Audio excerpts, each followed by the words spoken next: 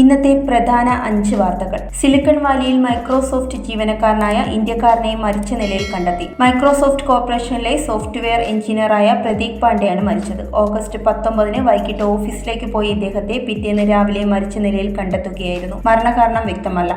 സംഭവത്തിൽ കമ്പനി പ്രതികരിച്ചിട്ടില്ലെങ്കിലും ആഭ്യന്തര അന്വേഷണം ആരംഭിച്ചിട്ടുണ്ടെന്ന് സൂചനകളുണ്ട്. പ്രതീക് പാണ്ഡെ മൈക്രോസോഫ്റ്റിന്റെ ഫാബ്രിക് പ്രൊഡക്റ്റ് വിഭാഗത്തിലാണ് ജോലി ചെയ്തിരുന്നത്. അമേരിക്കയിലെ സാൻജോസ് സർവകലാശാലയിലെ പൂർവ്വ വിദ്യാർത്ഥിയാണ്. വാൾമാർട്ട്, ആപ്പിൾ കമ്പനികളിൽ മുമ്പ് ജോലി ചെയ്തിരുന്ന അദ്ദേഹം 2020 മൈക്രോസോഫ്റ്റിൽ ചേർന്നത്. മൃതദേഹം ഇന്ത്യയിലെത്തിക്കാനുള്ള ശ്രമത്തിലാണ് കുടുംബം.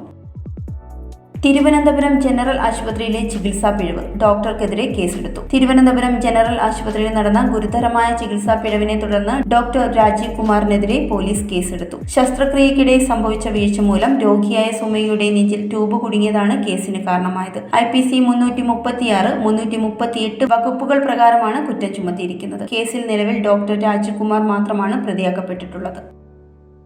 കണ്ണൂർ സെൻട്രൽ ജയിലിൽ നിന്ന് വീണ്ടും മൊബൈൽ ഫോൺ പിടികൂടിയതായ റിപ്പോർട്ട്. 1-ാം ബ്ലോക്കിലെ തടവുകാരൻ ഫോൺ ഉപയോഗിക്കുന്നതിനിടെ നടന്ന പരിശോധനയിലാണ് മൊബൈൽ കണ്ടെത്തിയത്. ഇതോടെ കഴിഞ്ഞ 2 ആഴ്ചയ്ക്കിടെ ജയിലിൽ നിന്ന് പിടിച്ചെടുത്ത മൊബൈൽ ഫോണുകളുടെ എണ്ണം 6 ആയി. സംഭവം സംബന്ധിച്ച് കണ്ണൂർ ടൗൺ പോലീസ് കേസെടുത്ത് അന്വേഷണം ആരംഭിച്ചിട്ടുണ്ട്. കഴിഞ്ഞ ദിവസം ന്യൂ ബ്ലോക്കിലെ തടവുകാരനായ ദിനേശിന്റെ സെല്ലിൽ ഒളിപ്പിച്ച നിലയിൽ മൊബൈൽ കണ്ടെത്തിയിരുന്നു. ജയിലിലേക്ക് പുറത്തുനിന്ന് മൊബൈൽ എറിഞ്ഞെത്തിക്കാനുള്ള ശ്രമത്തിനിടെ ഒരാൾ പിടിയിലായ സംഭവം കഴിഞ്ഞ ദിവസങ്ങളിലുണ്ടായിരുന്നു. ഓഗസ്റ്റ് 10 ജയിലിലെ DIGയുടെ നേതൃത്വത്തിൽ നടത്തിയ പരിശോധനയിൽ 3 സ്മാർട്ട് ഫോണുകളും ചില ചാർജറുകളും ഇയർഫോണുകളും പിടിച്ചെടുത്തിരുന്നു. ന്യൂ ബ്ലോക്കിന് പിറകിലെ ടാങ്കിന്റെ അടിയിൽ നിന്നും മൊബൈൽ ഫോണുകൾ കണ്ടെത്തി. ജയിലിലെ കല്ലിനടിയിൽ നിന്നും നേരത്തെ മൊബൈൽ ഫോൺ കണ്ടെടുത്ത സംഭവങ്ങൾ ഉണ്ടായിട്ടുണ്ട്. ഇതെല്ലാം ജയിലിനുള്ളിലെ സുരക്ഷാ വീഴ്ചകളെക്കുറിച്ച് ഗൗരവമായ ചോദ്യങ്ങൾ ഉയർത്തുകയാണ്.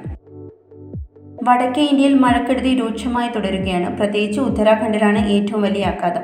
രുദ്രപ്രയാഗിലും ചമോലിയിലുമായി വീണ്ടും മേഘവിസ്ഫോടനങ്ങൾ റിപ്പോർട്ട് ചെയ്തിട്ടുണ്ട്. അളകനന്ദയും മന്ദാകിനി നദിയും കരകവിഞ്ഞൊഴുകുന്നതിനാൽ തീരപ്രദേശത്തെ ജനങ്ങളെ ഒഴിപ്പിക്കാൻ രക്ഷാപ്രവർത്തനങ്ങൾ പരിശ്രമിച്ചുകൊണ്ടിരിക്കുകയാണ്. ഇതിനിടെ അളകനന്ദ കരകവിഞ്ഞൊഴുകിയതോടെ ബദ്രീനാഥ് ശ്രീനഗർ ദേശീയപാത മുഴുവനായും വെള്ളത്തിനടിയിലായി. കേദാർനാഥ് താഴ്വരയിലെ ലബോര ഗ്രാമത്തിൽ മോട്ടോർ റോഡിലെ പാലം ശക്തമായ വെള്ളപ്പാച്ചിലിൽ ഒലിച്ചുപോയി. രുദ്രപ്രയാഗിലും ചമോലിയിലും ഉൾപ്പെടെ 8 പേരെ കാണാതായതായും റിപ്പോർട്ടുണ്ട്. ചിലർ ഇപ്പോഴും അവശിഷ്ടങ്ങൾക്കിടയിൽ കുടുങ്ങിക്കിടക്കുന്നതായാണ് വിവരം. രക്ഷാപ്രവർത്തനം പുരോഗമിച്ചുകൊണ്ടിരിക്കുകയാണ്. എന്നാൽ മഴ തുടരുന്നതിനാൽ പ്രവർത്തനം ഏറെ ബുദ്ധിമുട്ടിലാണ്. തലസ്ഥാന നഗരമായ ദില്ലിയിലും കനത്ത മഴ ഗതാഗതത്തെ ബാധിച്ചു. വിമാന സർവീസുകൾക്ക് വലിയ തിരിച്ചടിയായിരുന്നു. ഏകദേശം 120ഓളം വിമാന സർവീസുകൾ റദ്ദാക്കി.